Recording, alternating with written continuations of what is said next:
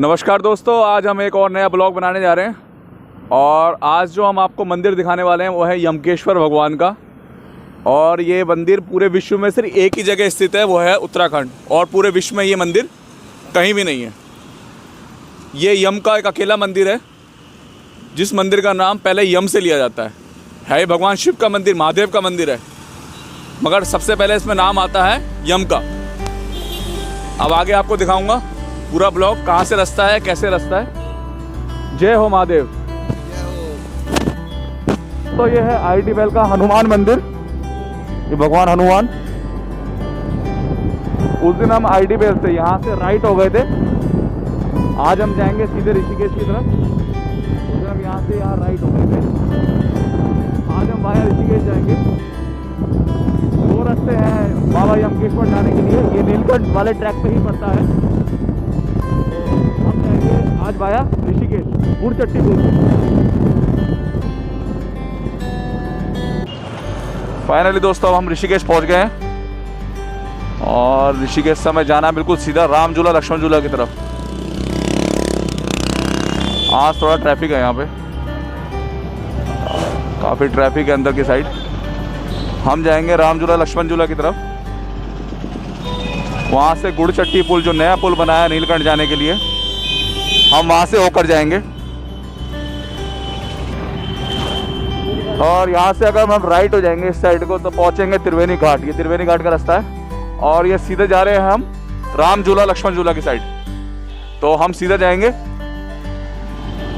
और आगे जाके लगभग 5 से 7 किलोमीटर बाद गुड़चट्टी पुल आएगा, जिससे हम राइट हो जाएंगे नीलकंठ की तरफ को। ये नीलकंठ वाले रोड पे ही पड़ता है। मिलते हैं आगे आपसे दोस्तों। और ये देखिए राफ्टिंग की बोटें और ये राफ्टिंग का गढ़।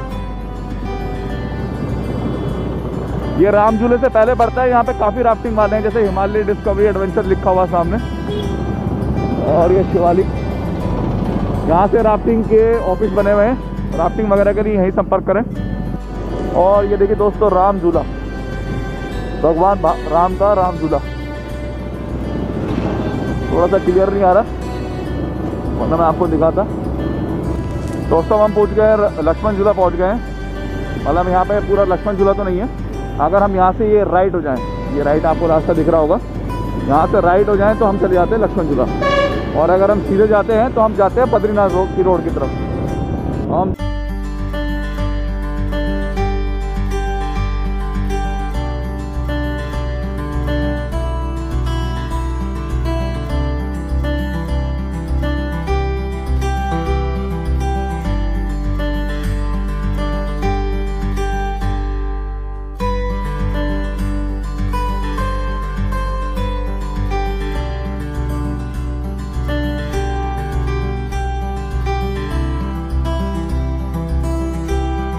गुड़चट्टी पुल के लिए राइट टर्न।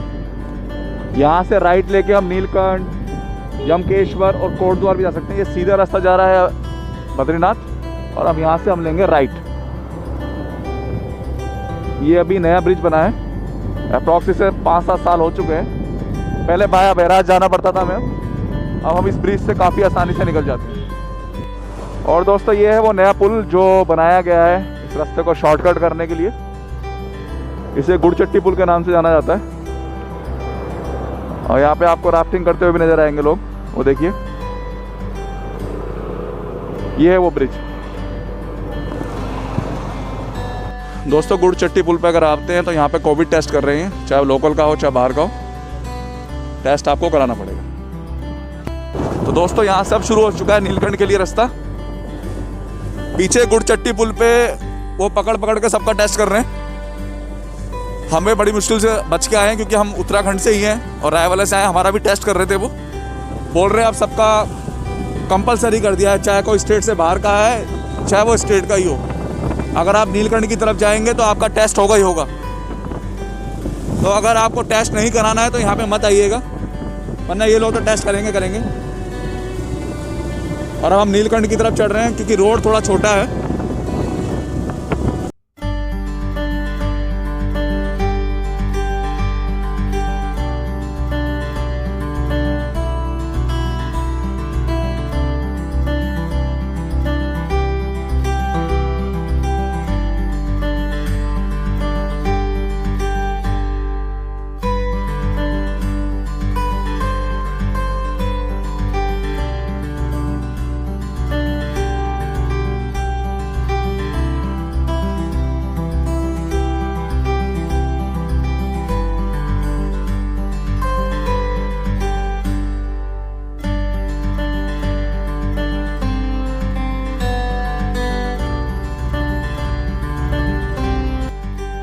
जब कट आता है तो आप उस कट में थोड़ा ध्यान से मोड़ें और अपनी साइड से मोड़ें, क्योंकि ये देखो रास्ता छोटा है, मुश्किल से 20 फुट का रास्ता है। तो मोड़ आता है ना जब, उस मोड़ पे पूरी सावधानी रखें,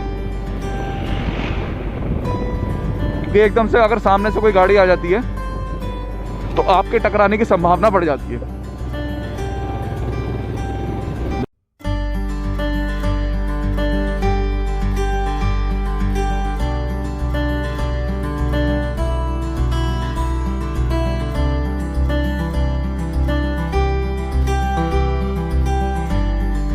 कि यहाँ रुकने के लिए रिसोर्ट्स कितने बढ़िया बने हुए हैं।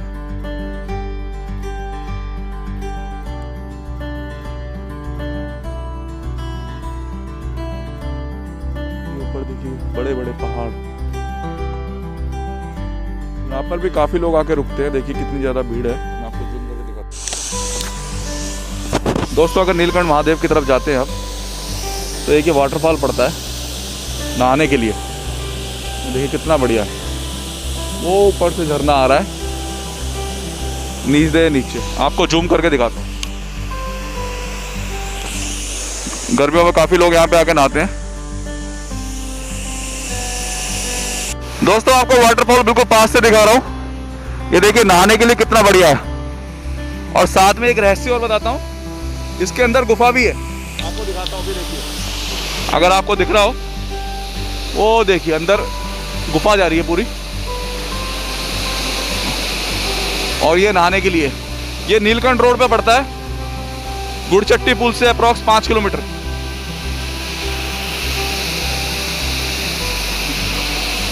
तो आप जब भी गर्मियों में आए हैं तो नहा सकते हैं। और ये गुफा है, ऐसा क्या रहस्य है ये तो मुझे पता नहीं, मगर वाटरफॉल देखिए आप कितना बढ़िया है। अभी भी काफ़ी श्रद्धालु दिल्ली से, हरियाणा से मुझे दिख रहे आते थे। ये सब वापस लौट रहे हैं और हम जा रहे हैं। हम लगातार हिल चढ़ रहे हैं तो गाड़ी की स्पीड मेंटेन नहीं हो पा रही है। ऊपर से ये एयर कूल्ड इंजन है, तो एयर कूल्ड इंजन का क्या होता है कि आपको उसकी हीटिंग और कूलिंग दोनों आपकी ड्राइविंग पर डिपेंड करती है। आप जितना उसे खींच के चलाओगे इंजन उतना ही ओवर हीट होगा, और जितना आप उसे स्मूथ चलाओगे इंजन उतना ही कूल रहेगा। ओवर हीट होने के कारण आपके टैपिड बॉल ख़राब हो सकते हैं, आपका पिस्टन जा सकता है। तो इसलिए गाड़ी को खींचे ना ज़्यादा, सॉफ्ट चलाएं। थोड़ी सी मार्केट आई है, लास्ट टाइम हमने यहाँ कोल्ड ड्रिंक पी थी। और ये दोस्तों आपको राइट से ऊपर जाते हुए रास्ता नज़र आ रहा है, यहाँ से 6 किलोमीटर ऊपर एक स्कूल है। लास्ट टाइम जब हम आए थे तो उनकी टीचर वहाँ नीचे चाय पी रही थी कैंटीन में, तो उन्होंने बताया था कि ऊपर 6 किलोमीटर पैदल चल के जाते हैं।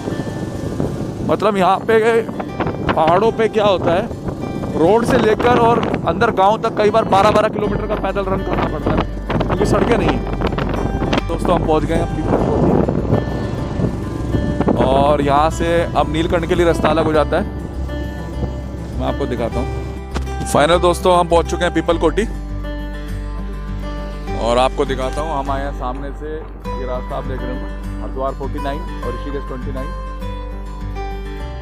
और यहाँ से हम यू टर्न लेके जाते हैं ऊपर नीलकंठ बाबा के लिए। नीलकंठ बाबा का मंदिर है यहाँ से 5 किलोमीटर, और हमें जाना है यमकेश्वर महादेव। और यहाँ से पूरा अभी 30 किलोमीटर और आगे, हमें यहाँ सामने जाना है, पूरा 30 किलोमीटर आगे।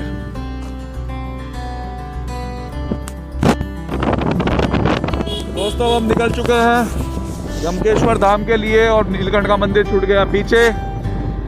गोलू कुछ कहना चाहता है आप लोगों से? जय हो यमकेश्वर महादेव की। और यहाँ से 30 किलोमीटर का ये रास्ता है, और अब देखिए बिल्कुल सुनसान रास्ता है ये।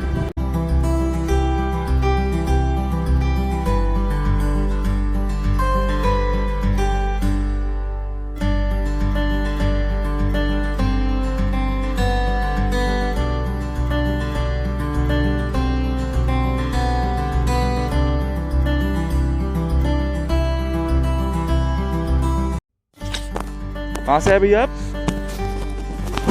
भोजपुर से। तो यहाँ यमकेश्वर जाते रहते हैं आप लोग? अच्छा अच्छा अच्छा, तो बहुत अच्छी बात है। बहुत अच्छी जगह ससुराल है भैया आपकी। दोस्तों व्यू देखिए जरा आप, खाई कितनी गहरी है, सामने पहाड़।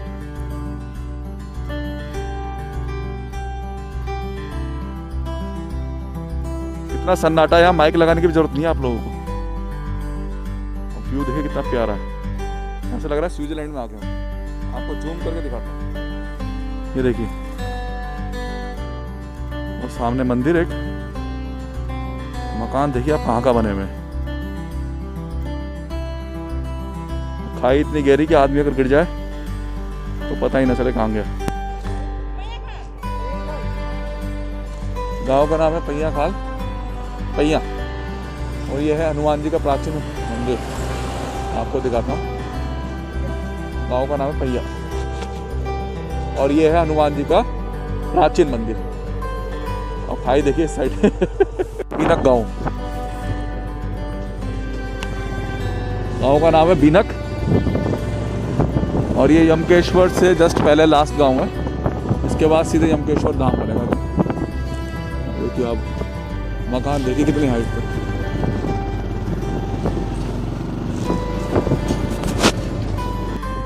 दोस्तों देखिए क्या नज़ारा है,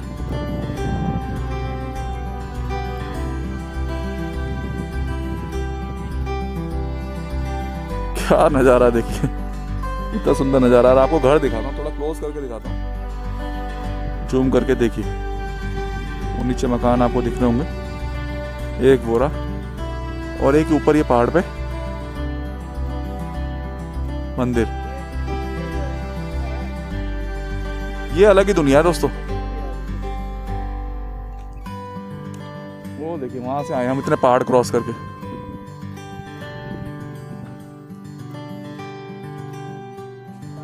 और देखिए ये है हमारा शेर, जो हमें पता नहीं कहाँ की यात्रा करा रहा है।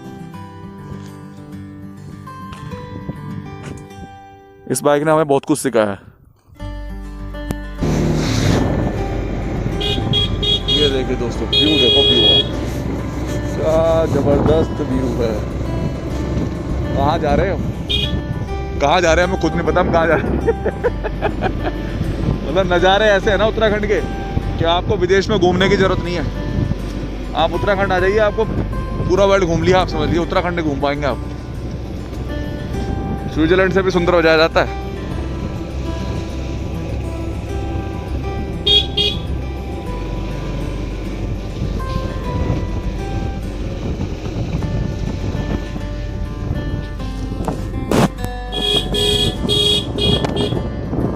वो देखिए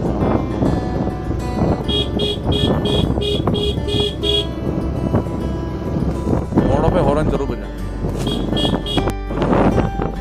और ये देखिए व्यू, कितना ही सुंदर व्यू है, देखिए वाह। ओ भाई क्या व्यू है यार।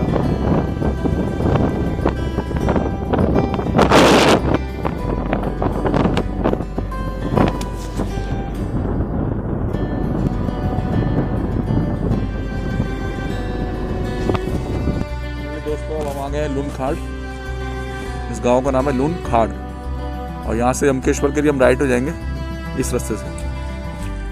ये सीधे वाला रास्ता भी यमकेश्वर ही जा रहा है, और इस गांव का नाम है लूनखाड़। ये नीलकंठ वाले कट से 20 किलोमीटर पड़ता है लूनखाड़। अगर ये कट जो है पूरे 18 किलोमीटर के बाद पड़ा है, और अब अप्रॉक्स यहाँ से 10 से 12 किलोमीटर के आसपास यमकेश्वर महादेव का मंदिर है। ये मंदिर जो है काफ़ी प्राचीन मंदिर है ये, लेकिन नीलकंठ महादेव के यहाँ स्थित होने की वजह से इस मंदिर को उतनी लोकप्रियता नहीं मिल पाई। आप में से काफ़ी सारे लोग तो शायद जानते नहीं होंगे कोई यमकेश्वर महादेव का मंदिर भी है, लेकिन इस मंदिर की अपनी मान्यता है। हाँ, मैं अपनी गाड़ी के लिए भी कुछ बोलना चाहूँगा। ये गाड़ी बहुत बढ़िया सस्पेंशन है इसके। इससे पहला ब्लॉग जब हमने विंदासी में बनाया वहाँ भी हमें कोई दिक्कत नहीं हुई, और यहाँ भी आप देख रहे हैं कि रोड थोड़ा सा ख़राब तो है ही, तो बहुत बढ़िया गाड़ी है ये सस्पेंशन के वाले। और इंजन भी इसका बहुत अच्छा है, थोड़ा सा छोटा पड़ता है इंजन। अगर ये इंजन इसमें 200 से 250 सीसी का होता तो इस गाड़ी में बहुत मज़ा आ जाता। दोस्तों एपिसोड नंबर 2 यमकेश्वर महादेव में आप लोगों को ये दिखा रहा है कि उत्तराखंड को देवनगरी क्यों कहा जाता है। सब लोग बद्रीनाथ जी, केदारनाथ जी, यमुनोत्री, गंगोत्री के बारे में जानते हैं, लेकिन कुछ ऐसे मंदिर जो जिसके बारे में आप लोगों को नहीं पता, लेकिन उनकी लोकप्रियता शायद कई बढ़कर है, बहुत ज़्यादा बढ़कर है। तो हमारी कोशिश यही है कि हम आपको उन मंदिरों तक पहुँचाएँ जिन मंदिर के बारे में आपको नहीं पता और जिस वजह से उत्तराखंड को देवनगरी कहा जाता है। जब लास्ट टाइम हम आए थे तो ये रोड काफ़ी ख़राब था, लेकिन काफ़ी हद तक ये रोड बन चुका है, तो बहुत अच्छी बात है।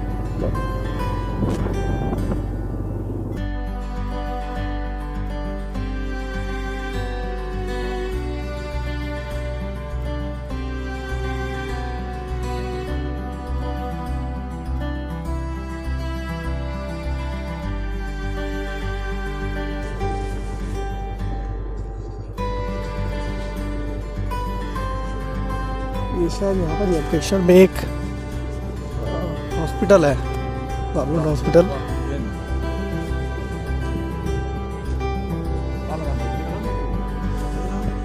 पूछ लेते हैं।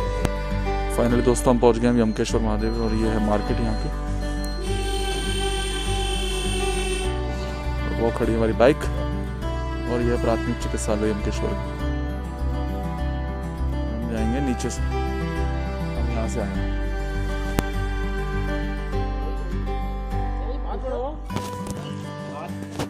तो यमकेश्वर आने के बाद ये रास्ता जाता है नीचे की तरफ, यहाँ से हमें उतरना है। ये रास्ता है दोस्तों नीचे उतरने का यहाँ से, और अब हम जा रहे हैं मंदिर की तरफ, यमकेश्वर महादेव। दोस्तों अब हम पहुंच गए यमकेश्वर। अब मैं आपको यहाँ की कुछ विशेषताएं बताता हूँ कि यहाँ हम क्यों आए, क्योंकि रास्ता कठिन है, काफी दूर भी है, तो यहाँ हम क्यों आए। दोस्तों ये मंदिर इसलिए भी मशहूर है कि जिसकी फैमिली में आकस्मिक मृत्यु का दोष है,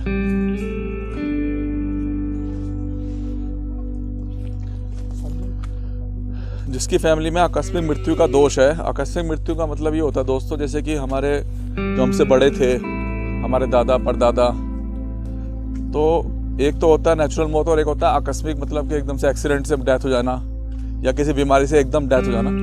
जैसे कि 2015 में मेरे पिताजी को अच्छे खासे ठीक थे और हरिद्वार आने के लिए दिल्ली से तैयार हो रहे थे। चेस्ट में पेन हुआ, अस्पताल लेके गए, पता चला हार्ट का पेन है और 1 घंटे के अंदर वो ख़त्म भी हो गए। ऐसे मेरे दादाजी, मेरी दादी, मेरे चाचा जी, इन सब की आकस्मिक मृत्यु हुई थी।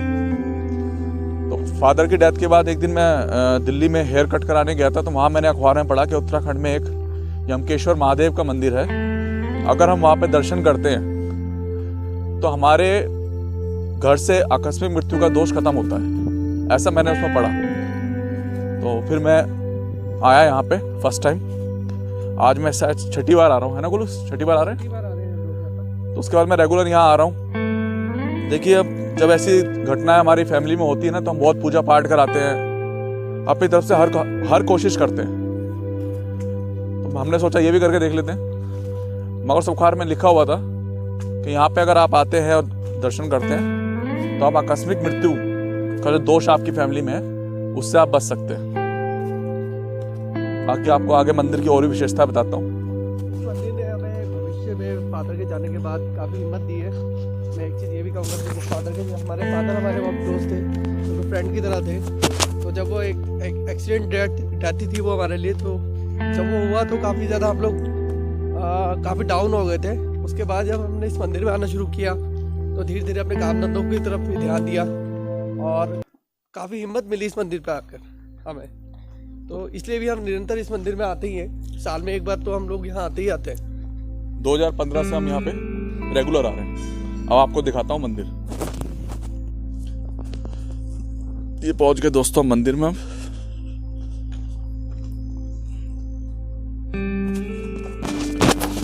अब आपको पूरा मंदिर दिखाते हैं।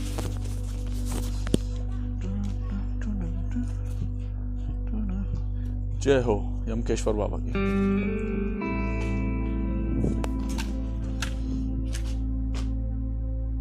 आप पॉज करके देख सकते हैं इस पे क्या लिखा हुआ है।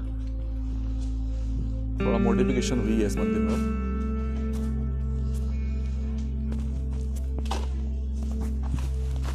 आइए दोस्तों, मैं अब आपको इस मंदिर का इतिहास बताता हूँ। ब्रह्मा जी के जो पुत्र थे मृग ऋषि, उनके जो पुत्र थे मार्कंडेय ऋषि और उनकी धर्मपत्नी को वृद्धावस्था तक कोई भी संतान प्राप्ति नहीं हुई, जिससे दुखी होकर उन्होंने भगवान शिव की आराधना की। भगवान शिव उनकी आराधना से खुश होकर प्रकट हुए। मार्कंडेय ऋषि ने भगवान शिव से पुत्र प्राप्ति का वरदान मांगा। भगवान शिव ने उनको पुत्र प्राप्ति का वरदान तो दिया, मगर उनके सामने 2 शर्तें रखी। पहली ये कि आपको अल्प आयु वाला बुद्धिमान पुत्र चाहिए या दीर्घ आयु वाला बुद्धिहीन पुत्र। मार्कंडेय ऋषि ने अल्प आयु वाला बुद्धिमान पुत्र चुना, जिसकी आयु 16 वर्ष निर्धारित की गई। मार्कंडेय ऋषि ने अपने पुत्र का नाम मार्कंडेय ऋषि रखा। मार्कंडेय ऋषि की आयु 16 वर्ष थी। 16 वर्ष में प्रवेश करते ही मार्कंडेय ऋषि बहुत उदास रहने लगे। मार्कंडेय ने उनसे जाके पूछा कि आप उदास क्यों हैं? तो मार्कंडेय ने उन्हें पूरी कहानी बताई। मार्कंडेय ऋषि की कहानी सुनकर मार्कंडेय अपनी दीर्घ आयु के लिए रेत से भगवान शिव का शिवलिंग बनाता है और उसके सामने महामृत्युंजय का जाप करता है। 16 वर्ष की आयु पूरी होने पर यमराज मार्कंडेय ऋषि के प्राण धरने के लिए वहां पहुंचते हैं। यमराज को देखकर मार्कंडेय ऋषि शिवलिंग से लिपट जाते हैं। तभी मां भगवान शिव प्रकट होते हैं और यमराज को मार्कंडेय के प्राण छोड़ने के लिए कहते हैं। यमराज इस पे हुंकार भरते हैं और भगवान शिव से युद्ध करते हैं। युद्ध के पश्चात यमराज परास्त होते हैं और नीचे गिरकर भगवान शिव के चरणों पर आके उनसे माफ़ी मांगते हैं। भगवान शिव उनकी माफ़ी से खुश होकर उनको ये वरदान देते हैं कि जहाँ इस समय आप बैठे हैं उसके नीचे एक शिवलिंग उत्पन्न हो रहा है। इस शिवलिंग को भविष्य में मुझसे पहले आपके नाम से जाना जाएगा। उसी जगह का नाम आज यमकेश्वर महादेव के नाम से जाना जाता है। पूरे विश्व में यह अकेला मंदिर है जो भगवान शिव से पहले यम के नाम से जाना जाता है। और साथ में भगवान यमराज से कहते हैं कि जहाँ भी मेरी शिवलिंग के सामने महामृत्युंजय का जाप पढ़ा जाए वहाँ आप कभी किसी के प्राण धरने नहीं जाएंगे। इसलिए दोस्तों कहा जाता है कि इस मंदिर पर आकर अगर हम भगवान शिव की पिंडी के सामने महामृत्युंजय का जाप करते हैं तो हम अपनी अकाल मृत्यु को टाल सकते हैं। दोस्तों इस मंदिर की एक और विशेषता है, अगर कोई वैवाहिक दंपत्ति जिसको संतान नहीं हुई है इस मंदिर में आकर भगवान शिव जी की पिंडी के सामने घड़ा चढ़ाकर संतान प्राप्ति की प्रार्थना करता है तो उसे संतान की प्राप्ति होती है। ऐसा इस मंदिर की मान्यता है। दोस्तों इस मंदिर की स्थापना सन 1600 ईस्वी में हुई थी, जब एक महिला घास काटने के दौरान अपनी दराती चलाते हुए एक पत्थर पे उस दराती को मार देती है। उस पत्थर से खून निकलता है और आह की आवाज आती है। तब जाके गांव के लोग इकट्ठे होते हैं और देखते हैं यहाँ पे एक शिवलिंग उत्पन्न होता है जो आज यमकेश्वर महादेव के नाम से जाना जाता है। यमकेश्वर महादेव पूरे विश्व का अकेला ऐसा मंदिर है जहां पर शिवजी से पहले यम का नाम लिया जाता है। धन्यवाद दोस्तों। अगर आपको मेरा ब्लॉग ये अच्छा लगा हो तो प्लीज इसे लाइक और सब्सक्राइब जरूर कीजिएगा। धन्यवाद। आप यहीं लोकल से हैं? यमकेश्वर से यहाँ मेला वगैरह कब लगता है भैया? नई शादी भी आपको। कांग्रेचुलेशंस। थैंक यू भैया, थैंक यू। भैया आप यहीं से? देहरादून से? तो आप यहाँ? अच्छा शादी है घर में। अच्छा अच्छा अच्छा अच्छा। तो आपका जन्म यहीं का है भैया? देहरादून का है। आपका शुभ नाम भैया? अतुल जी। अच्छा अच्छा। चलिए भैया धन्यवाद। दोस्तों खाना वगैरह खाने के लिए आप यहाँ पे आ सकते हैं। भैया किस नाम से आपका होटल? ओसवाल भोजनालय। भैया क्या टाइमिंग रहती है खुलने और बंद होने की?